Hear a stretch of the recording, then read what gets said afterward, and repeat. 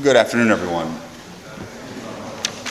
If we take a look at today's gospel, we see the fact of Christ discussing the reality of purity, specifically ritual purity with the Pharisees. Pharisees, the group of religious individuals, authority in the church or in the Jewish synagogue at the time, and they adhered to a set of precepts that to be pure, you had to wash certain cups, you had to maintain all of these external rites and rituals, a lot of them stemming from and developing from the teaching present in the law in the Old Testament. But Christ, in speaking to them and speaking to us, wants us to go beyond the externals when it comes to being pure.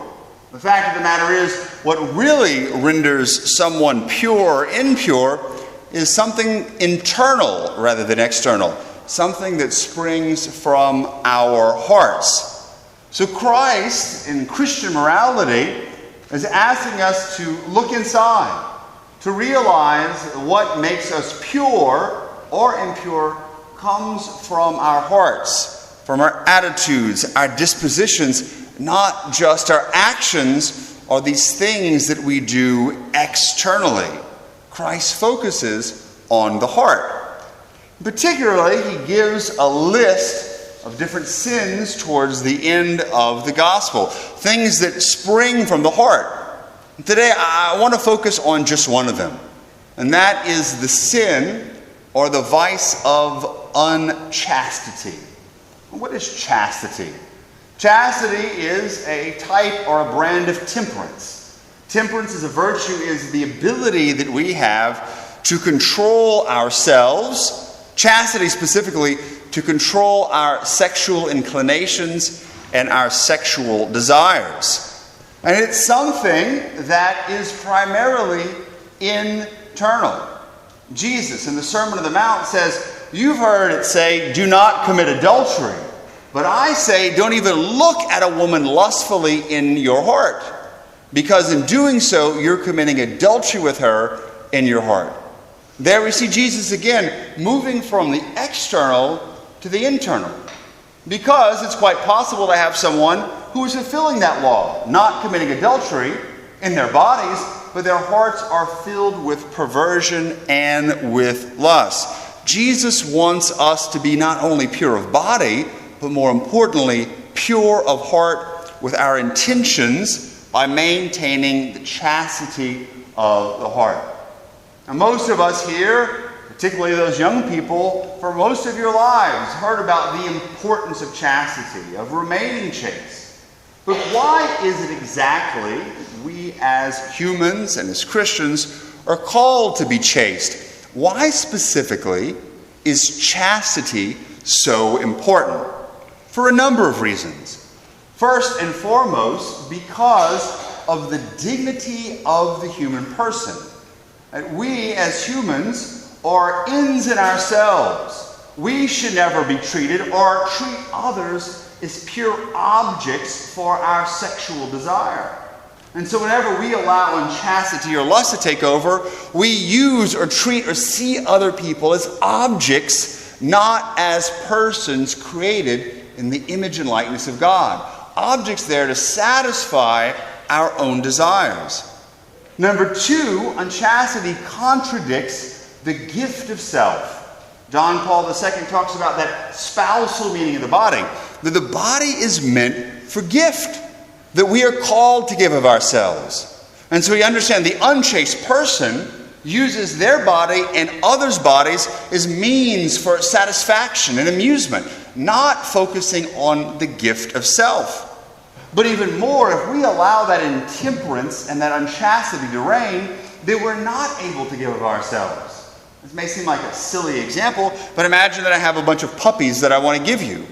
But the puppies are running all over my backyard. Because I do not have control of them, I'm not able to give them to you. So if we cannot control ourselves, if we cannot control our passions and desires, then how are we going to be able to give ourselves to others, particularly man and woman in the marital embrace? And third and finally, Chastity is such a big deal because of the reverence that we owe to the human body and to the marital act. Specifically in the unitive dimension because it images that union of Christ and the church, but also in the procreative dimension, that great gift of bringing forth life. The marital act, the body is something sacred, and we need to approach it with great reverence. When we use others as objects, when we allow intemperance to dominate, we are not being reverent towards something which is sacred, something which is holy. Now, throughout history, as a result of the fall and what we call concupiscence, the tendency towards sin, chastity has always been a struggle. But particularly, it is a struggle in our contemporary society, in our contemporary culture. Why?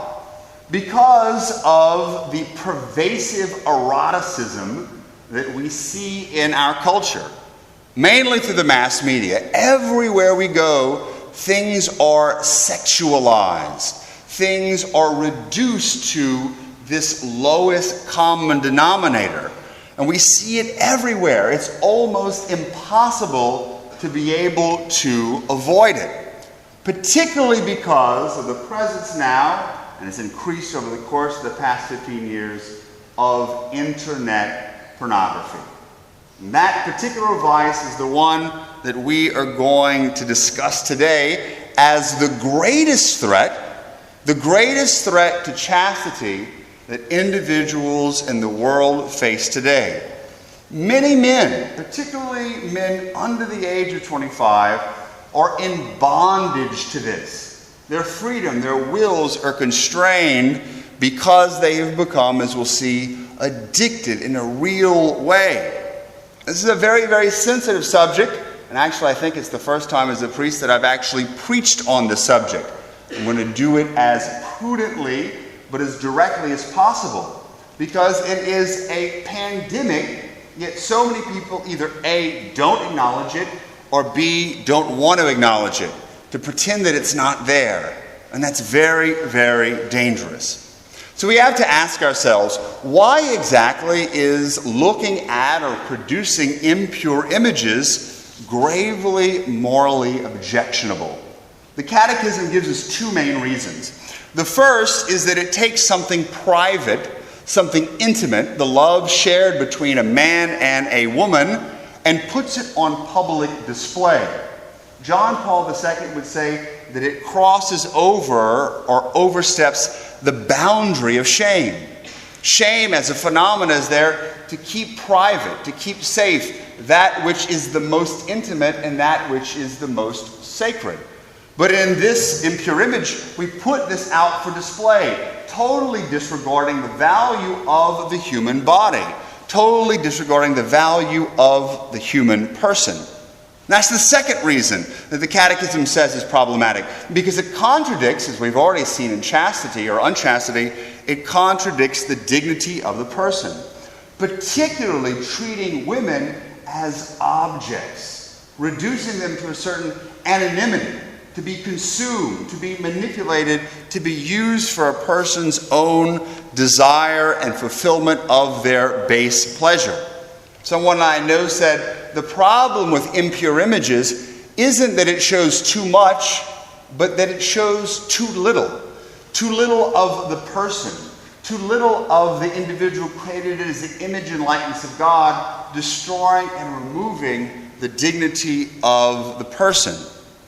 Now, these indecent and immodest images have always been around. They've been present in all cultures. Why has it become a pandemic now?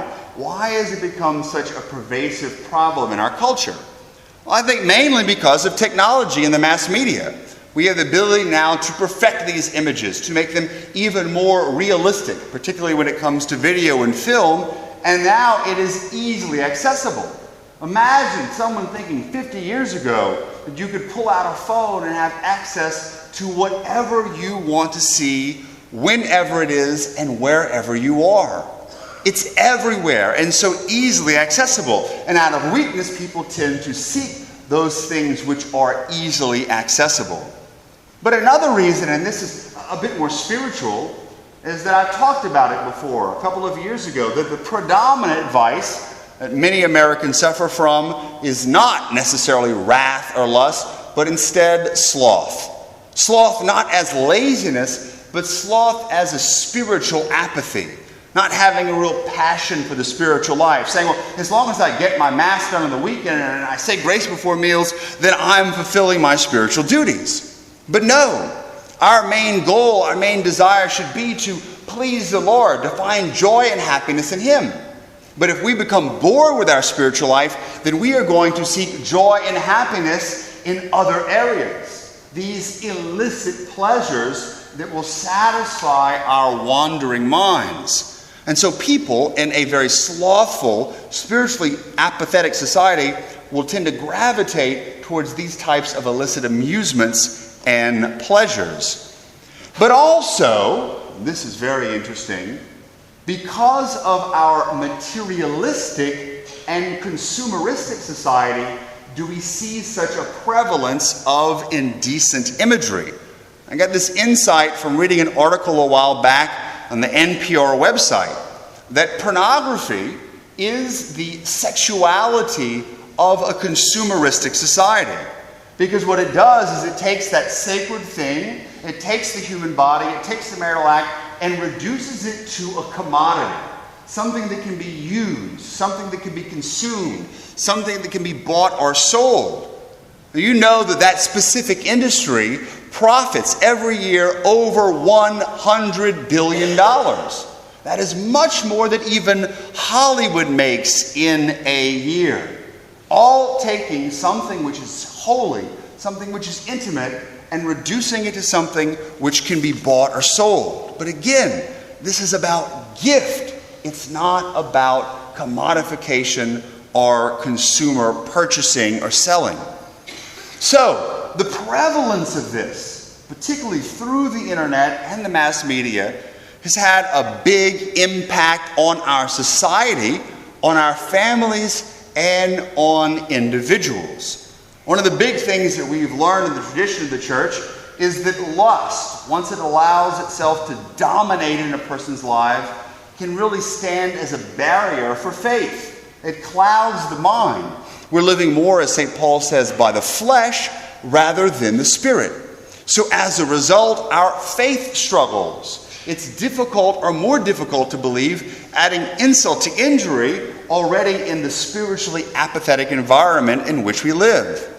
It also leads to, and it's a contributing factor today, to many divorces, to the breakup of marriages. Why? Because in the mind of the man, he begins to live in a fantasy world. What he sees in these images doesn't exist in reality. And as a result, wanting, even maybe on a subconscious level, for his wife to live up to that fantasy world. And she simply can't. She simply won't. Even more, many women take it as offenses against their persons, get very, very angry, understanding that it is committing adultery in the heart and in the body.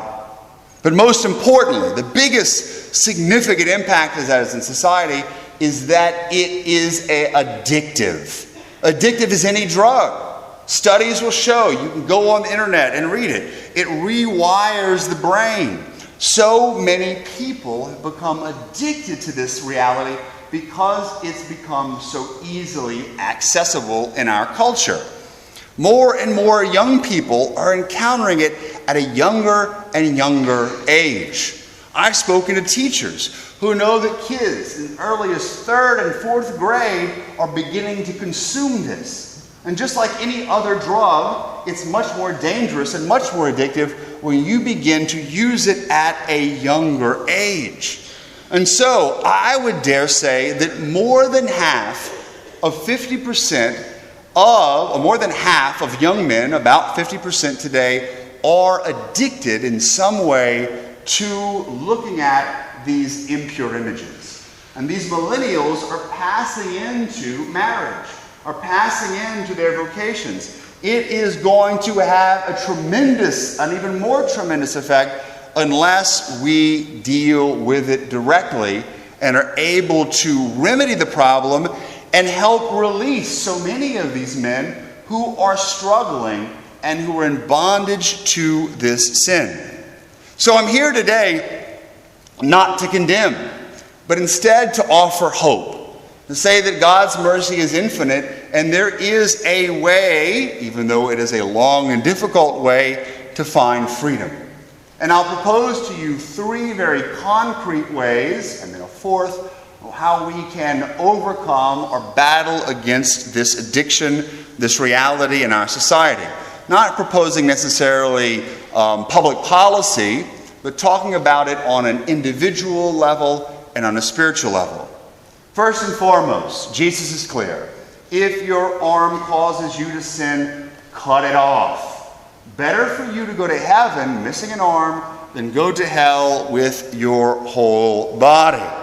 And so, we're talking about removing or limiting access to impure or immodest imagery by putting filters on computers such as Be Safe Online or Covenant Eyes, taking our computers and putting them in public places, not keeping them in our bedrooms or private places, and on smartphones, going to the extent of removing our browsers so that we have no real access. I think these go for all men, but particularly it's advice that I would almost demand parents take when it comes to dealing with their teenage boys. Under no circumstance whatsoever should you as a parent live in a delusional world where you allow a teenage boy to have a computer in its own room that's not monitored, not filtered, or to be able to have access to internet on your phone. You are setting up these boys to become addicts. I talk to parents who say, well, Father, I don't want to know about this. That's like saying you don't want to know that your boy or son is hooked on crystal meth. You can't do that. We've got to be realistic about this. Are they going to like the fact that you're going to be patrolling their internet? No, they're not. But as my dad taught me when I was young, you're not 18 yet. It doesn't matter what you like. That's how it works. We've got to be disciplined when it comes to this. Number 2, St. Ignatius teaches us the fact that the devil wants us to keep our sin in darkness, and that to battle the sin, we need to bring it to light. Bring it to the light of Christ. This sin particularly is a shameful sin that brings shame to those who are involved in it, and it's often kept in the dark. We need to shed the light of Christ on it.